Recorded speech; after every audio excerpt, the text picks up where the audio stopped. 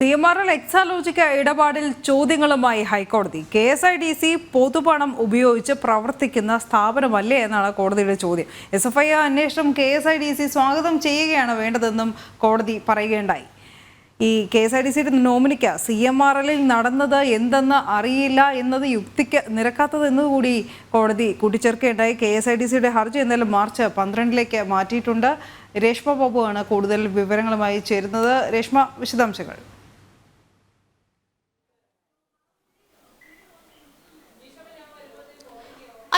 SFIO അന്വേഷണം ചോദ്യം ചെയ്തുകൊണ്ടുള്ള KSIDCയുടെ ഹർജി പരിഗണിക്കവെയാണ് ഇന്നും ചില ചോദ്യങ്ങൾ ഹൈക്കോടതി സിംഗിൾ ബെഞ്ചിന്റെ ഭാഗത്തു നിന്നും ഉണ്ടായത്. അതായത് പൊതുപണം ഉപയോഗിച്ച് പ്രവർത്തിക്കുന്ന സ്ഥാപനമല്ലേ KSIDC, അതുകൊണ്ട് തന്നെ അന്വേഷണത്തെ സ്വാഗതം ചെയ്യുകയല്ലേ വേണ്ടതെന്നും ജസ്റ്റിസ് ദേവൻ രാമചന്ദ്രൻ KSIDCയുടെ അഭിഭാഷകനോട് ചോദ്യം ഉന്നയിച്ചു. മാത്രവുമല്ല, ഈ KSIDCക്ക് CMRL കമ്പനിയിൽ 13% ഓഹരി പങ്കാളിത്തമുണ്ട്. കൂടാതെ KSIDCയുടെ നോമിനിയും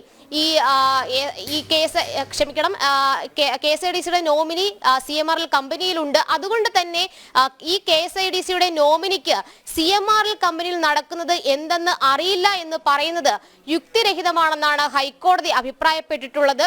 മാത്രവുമല്ല, സത്യം പുറത്തു കൊണ്ടുവരാനാണ് ശ്രമിക്കുന്നതെന്നും ഹൈക്കോടതി സിംഗിൾ ബെഞ്ച് ആവർത്തിച്ച് പറഞ്ഞിട്ടുണ്ട്.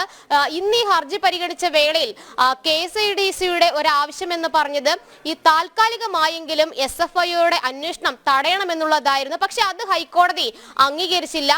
നേരത്തെ തന്നെ ഇതുമായി ബന്ധപ്പെട്ട് KSIDCയുടെ ഹർജിയിൽ കക്ഷി ചേരാനായിട്ട് അനുവദിക്കണമെന്നാവശ്യപ്പെട്ടുകൊണ്ട് ഷോൺ ജോർജ് ഒരു അപേക്ഷ നൽകിയിരുന്നു. ഈ അപേക്ഷയും ഒപ്പം തന്നെ KSIDCയുടെ ഹർജിയും വിശദമായിട്ട് വാദത്തിനായിട്ട് ഹൈക്കോടതി മാർച്ച് 12ലേക്ക് മാറ്റിയിരിക്കുകയാണ്. എന്തായാലും ഈ അന്വേഷണത്തെ എന്തുകൊണ്ടാണ് KSIDC എതിർക്കുന്നതെന്ന് ഉള്ള ചോദ്യം വീണ്ടും ഇന്ന് ഹൈക്കോടതി ആവർത്തിച്ചത് KSIDCയെ സംബന്ധിച്ച് പ്രതിസന്ധിയിലാക്കിയിട്ടുണ്ട്. കാരണം ഇതിന്റെ ഉദ്ദേശശുദ്ധി വ്യക്തമാക്കണമെന്ന് കഴിഞ്ഞ തവണ ഈ ഹർജി പരിഗണിച്ച വേളയിലടക്കം ഹൈക്കോടതി ആവർത്തിച്ച് പറഞ്ഞതാണ്. പക്ഷെ അതിൽ കൃത്യമായിട്ടുള്ള നിലപാടോ അല്ലെങ്കിൽ വാദഗതികളോ മുന്നോട്ട് വെക്കാൻ KSIDCയുടെ മുതിർന്ന അഭിഭാഷകന് കഴിഞ്ഞില്ല എന്നുള്ളതാണ് യാഥാർത്ഥ്യം. എന്തായാലും KSIDCക്ക് CMRLൽ നോമിനിയുണ്ട്. ആ നോമിനിക്ക് CMRL എന്ന കമ്പനിയുടെ പ്രവർത്തനങ്ങളെ സംബന്ധിച്ച് അല്ലെങ്കിൽ അവിടെ എന്ത് നടന്നു എന്ന് അറിയില്ല എന്ന് പറയുന്നത് യുക്തിരഹിതമാണെന്നാണ് ഹൈക്കോടതി അഭിപ്രായം പ്രകടിപ്പിച്ചിട്ടുള്ളത്. എന്നാലും സത്യം പുറത്തു കൊണ്ടുവരണമെന്നുള്ള ഒരു നിലപാട് ഹൈക്കോടതി എടുത്തു പറയുകയും ചെയ്തിട്ടുണ്ട്. എന്തായാലും KSIDCയുടെയും ഒപ്പം തന്നെ ഷോൺ ജോർജിന്റെ അടക്കമുള്ള അപേക്ഷ ഹൈക്കോടതി മാർച്ച് 12 വിശദമായിട്ട് തന്നെ പരിഗണിക്കാനിരിക്കുകയാണ്. എന്തായാലും കേന്ദ്രം നേരത്തെ തന്നെ ഹൈക്കോടതിയിൽ വ്യക്തമാക്കിയിട്ടുള്ളത് ഈ അന്വേഷണം എന്ന് പറയുന്നത് നിയമപ്രകാരം നടത്തുന്ന എല്ലാ നടപടിക്രമങ്ങളും പാലിച്ചുകൊണ്ടുള്ളതാണ്. അതുകൊണ്ട് തന്നെ സത്യം പുറത്തു കൊണ്ടുവരാൻ ഈ അന്വേഷണത്തോട് KSIDC സഹകരിക്കുകയാണ് വേണ്ടതെന്നാണ് കേന്ദ്രം നിലപാട് വ്യക്തമാക്കിയിട്ടുള്ളത്.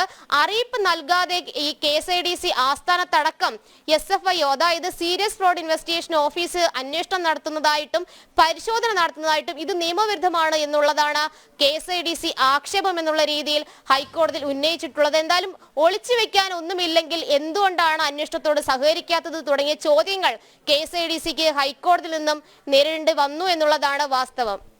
രേഷ്മ, ചുരുക്കി പറഞ്ഞാൽ SFIO അന്വേഷണത്തിന് ഇനി തടസ്സമില്ല. കാരണം വീണ വിജയ് കർണാടക ഹൈക്കോടതിയിൽ സമർപ്പിച്ച ഹർജി തള്ളിയത് നമ്മൾ കണ്ടതാണ്. അതിന് തൊട്ടു പിന്നാലെയാണ് KSIDC ഇപ്പോൾ കേരള ഹൈക്കോടതിയിൽ സമർപ്പിച്ച ഹർജിയും തള്ളിയിരിക്കുന്നത്.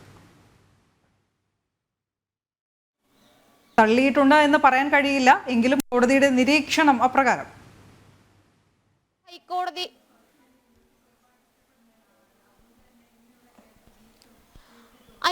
നേരത്തെ തന്നെ ഈ SFIOയുടെ അന്വേഷണത്തെ എതിർക്കുന്ന ഒരു സമീപനമല്ല ഹൈക്കോടതിയുടെ ഭാഗത്തു നിന്നും ഉണ്ടായിരുന്നത്. കാരണം അത് നിയമപ്രകാരം കമ്പനീസ് ആക്ട് പ്രകാരം കേന്ദ്ര സർക്കാരിന്റെ ഒരു ഏജൻസിയാണ് ഈ അന്വേഷണം നടത്തുന്നത്. അതുകൊണ്ട് തന്നെ ആ അന്വേഷണത്തെ യാതൊരു ഘട്ടത്തിലും എതിർക്കേണ്ടതില്ല എന്നുള്ളൊരു നിലപാടാണ് ഹൈക്കോടതി സ്വീകരിച്ചിട്ടുള്ളത്. പലതവണ KSIDC അന്വേഷണം സ്റ്റേ ചെയ്യണമെന്നുള്ള ആവശ്യം കോടതി മുൻപാകെ മുന്നോട്ട് വെച്ചെങ്കിലും അത് കോടതി അംഗീകരിച്ചിരുന്നില്ല. മാത്രമല്ല, ഇന്ന് ഈ ഹർജി പരിഗണിച്ച വേളയിലടക്കം ഷോൺ ജോർജും ഈ കർണാടക ഹൈക്കോടതി എടുത്ത നിലപാടും ഹൈക്കോടതിയിൽ വ്യക്തമാക്കിയിരുന്നു. എന്തായാലും ഈ കക്ഷി ചേരൽ അപേക്ഷയിലും ഈ KSIDCയുടെ ഹർജിയിലും വിശദമായിട്ട് തന്നെ ഒരു പരിശോധന ആവശ്യമാണെന്നുള്ളൊരു നിലപാടാണ് ഹൈക്കോടതി സ്വീകരിച്ചിട്ടുള്ളത്. അതിന്റെ അടിസ്ഥാനത്തിലാണ് മാർച്ച് 12ലേക്ക് KSIDCയുടെ ഹർജി ഹൈക്കോടതി മാറ്റിയിരിക്കുന്നത്. എന്തായാലും സത്യം പുറത്തു കൊണ്ടുവരാനുള്ള ഒരു ശ്രമമാണ് എന്നാണ് ജസ്റ്റിസ് ദേവൻ രാമചന്ദ്രൻ ആവർത്തിച്ച് പറഞ്ഞിട്ടുള്ളത്. മാത്രമല്ല, ഇതിൽ എടുത്തു പറയേണ്ടത് KSIDCയുടെ നോമിനിയെ സംബന്ധിച്ച് ഹൈക്കോടതി നടത്തിയിട്ടുള്ള പരാമർശമാണ്. കാരണം